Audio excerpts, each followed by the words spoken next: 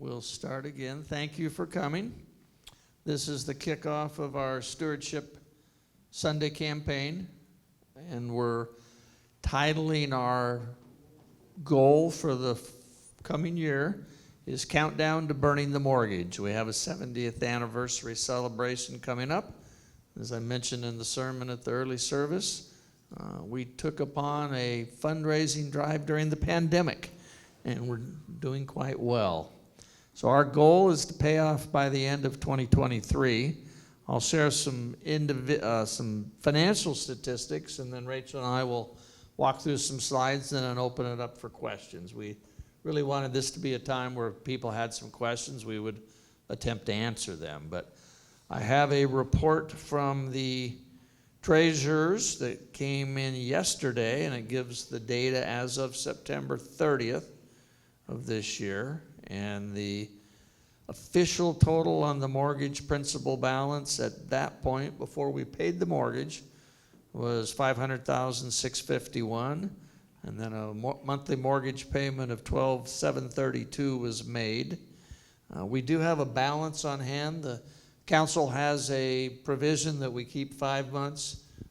In this case, it's closer to 6 months in reserve for that purpose.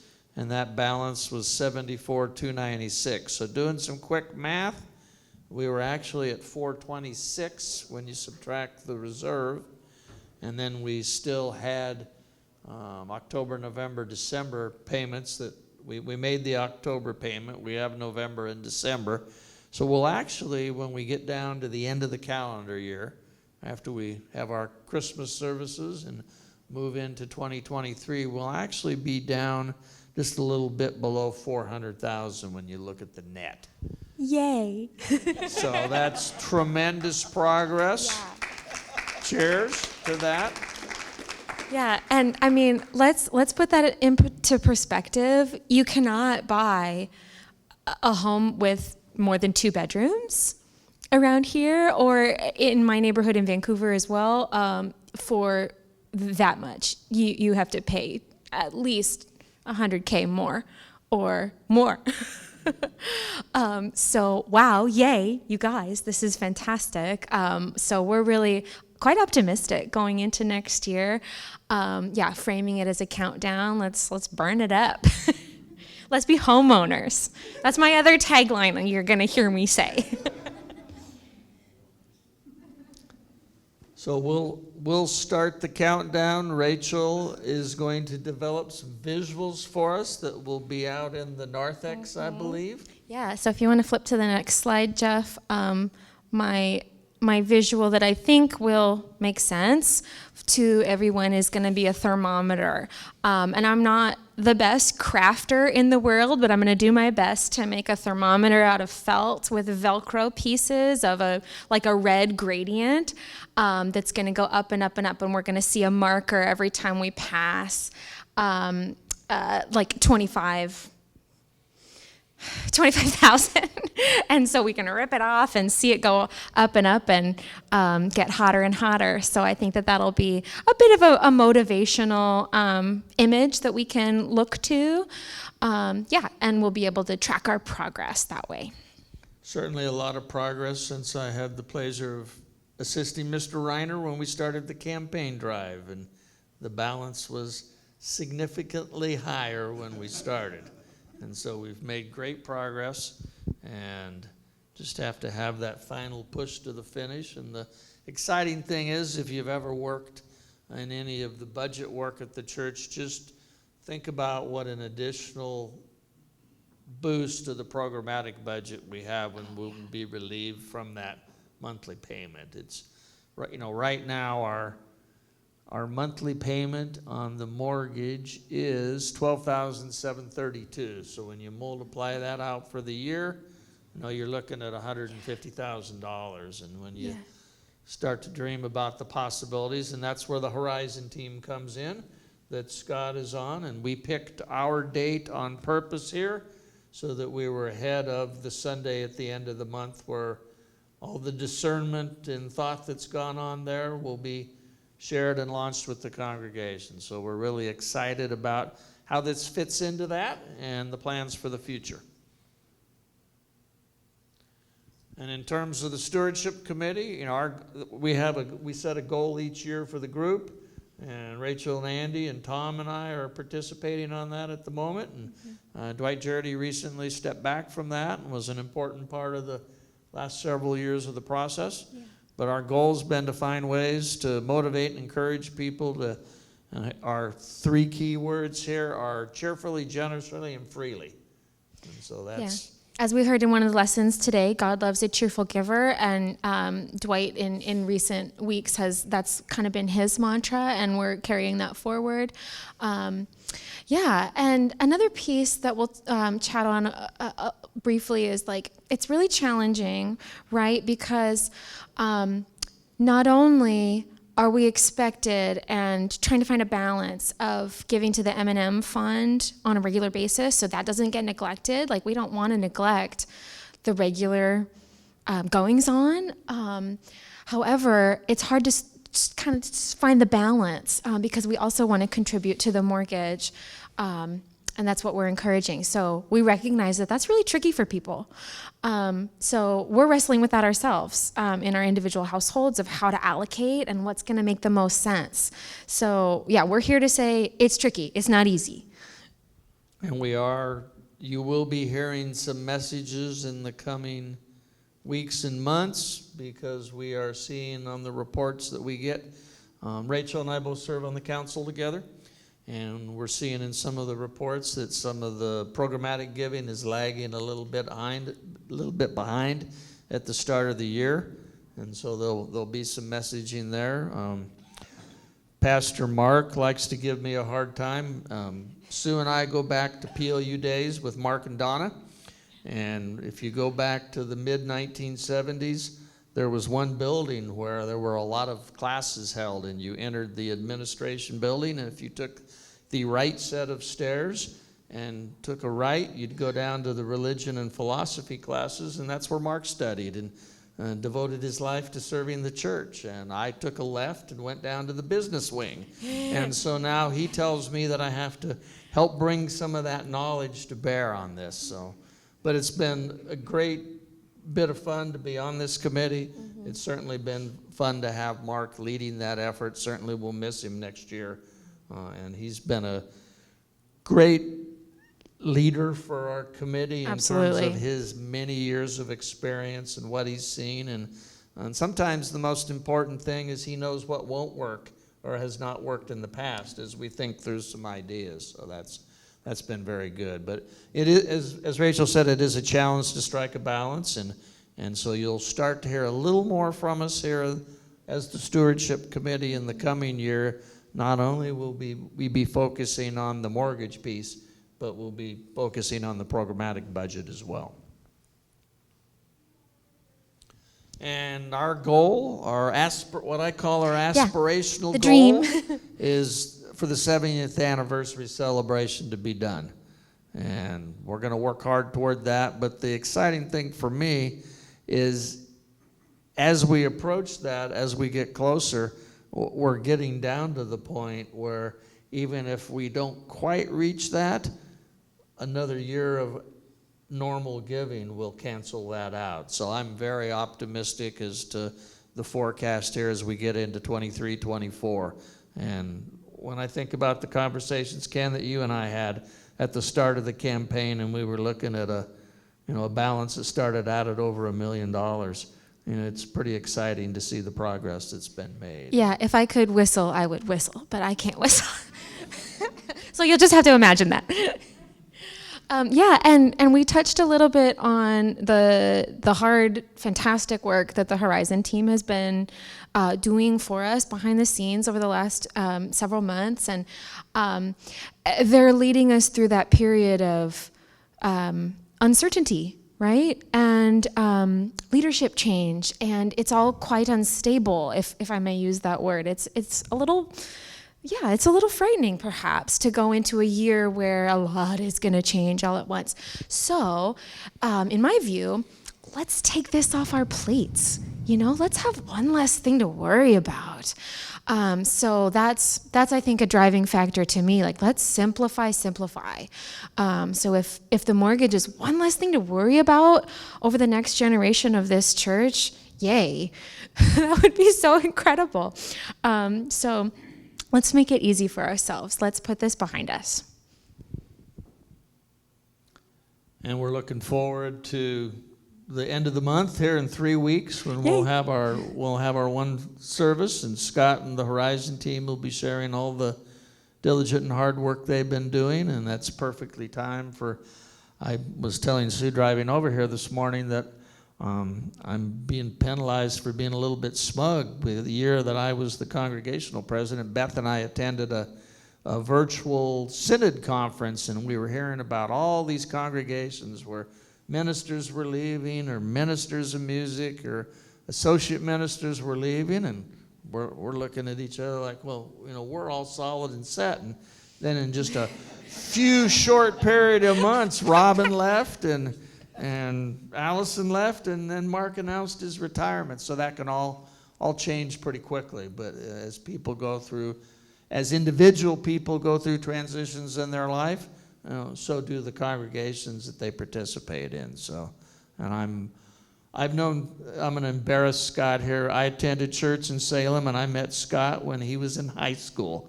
So I have some history with Scott, and am very confident that the work he's doing with the Horizon team will do some great things. So, Happy birthday. Thank you. Is today your birthday? Today is my birthday. Jeff, happy birthday. I'm sorry I didn't know. When you get to my point, you just are happy you have them. Yeah. And you try to move on to the next one. Yeah. Well, It's not any big deal. happy birthday, though. Yay. Today's a great day.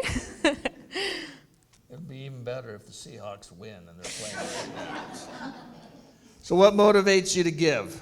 We've done a lot of work on this. The person whose contributions that I have appreciated the most is our committee member emeritus, Dwight. There's no one that has a more passionate message about stewardship and giving than Dwight Jurdy, so really appreciate his contributions. But Rachel's done a good job capturing some things here, and I'll let her touch on those. Yeah, and you may recall, so this time last year, there was barely anybody in the building. We were back in person, but attendance wasn't great, and so we had this whole program of, I think it was like 6 weeks of adult ed classes that we led, but it wasn't to a great attendance, and so therefore I think we could touch on the high levels of that a little bit, and it wouldn't be amiss.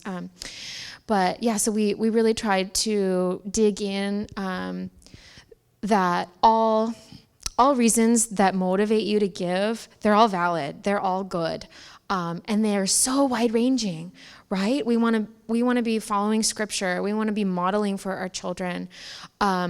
It feels good to do the right thing. It feels good to make a generous donation. Oh my gosh, that's so empowering.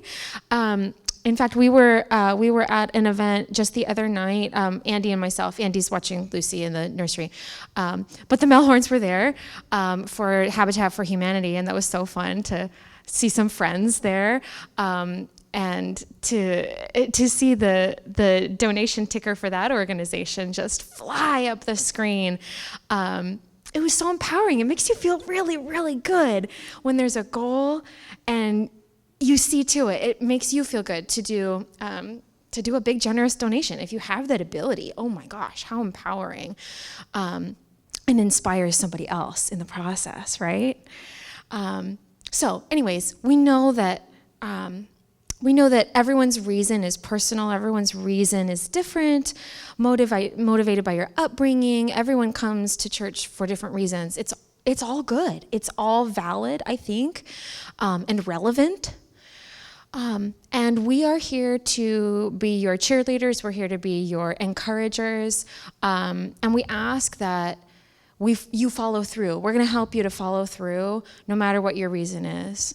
And so, yeah, I think we're not only a stewardship committee, but we're stewardship cheerleaders, if I may use that word. I'm not sure that Tom and I have ever been accused of being cheerleaders before, but Well, today is the day. today's the day. So, but here are the Stewardship Committee cheerleaders for the coming year, and we'll be adding a name on in February. Oh, yeah.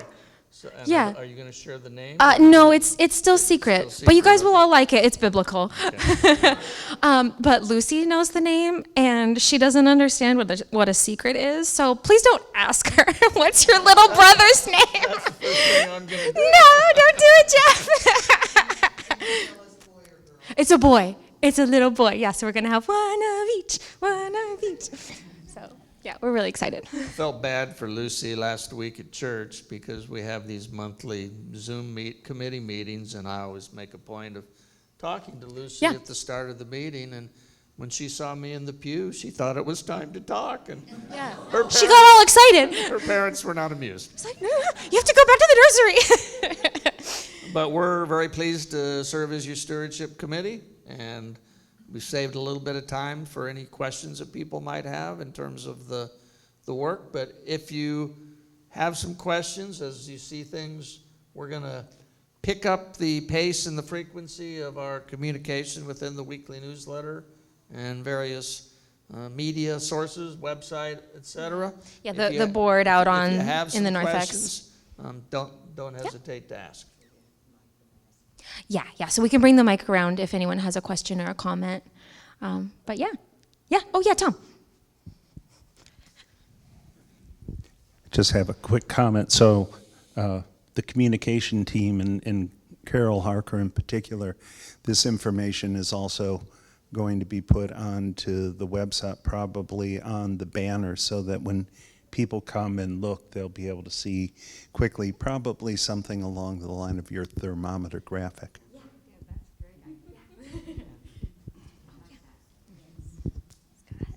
Just compared to your normal giving that you've been receiving over the last couple of years, what kind of increase do you need this year coming up to meet that goal by the end of next year? That's a really good question, and we're working on that. One of the challenges we have is that the information is hard to get to in the current reporting system, and so it's hard. But we're working on that, and we'll have that. Good question, and we'll be sharing that this fall.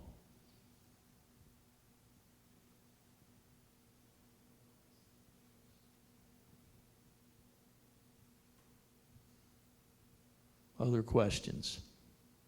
I got a question. What interest are you paying on the current loan that we owe? For the group. What is the current interest rate on the loan that we have with? That I would have to go back and look at. Well, if it's 1%, you want to hurry up and pay it off? It's high. Ken may have a. Ken's more tuned into that than I am. Yeah, you know, Larry. It's a fixed rate. It's a fixed rate currently, and it was. I believe the rate's going to increase based on the current interest rates in the next couple of years. I'm not sure exactly when that will be, and I think the interest rate is right around 4% right now. I want to say Roughly 375. something but I'm like not, that, I'm something not like that, 100% yeah. sure on that. Yeah. So. Certainly, if there's any recalibration to come, it will go up because of what's happened in terms of what the Fed's done.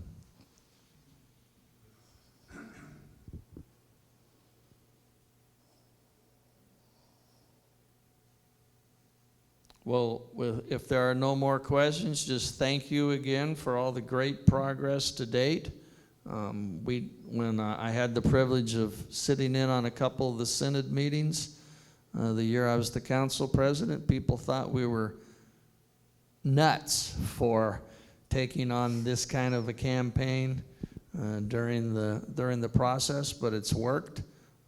I did accomplish one thing. Pastor Mark told me that I am the only council president in his entire history of ministry that never attended a live meeting, live council meeting. And I told him that God works in mysterious ways.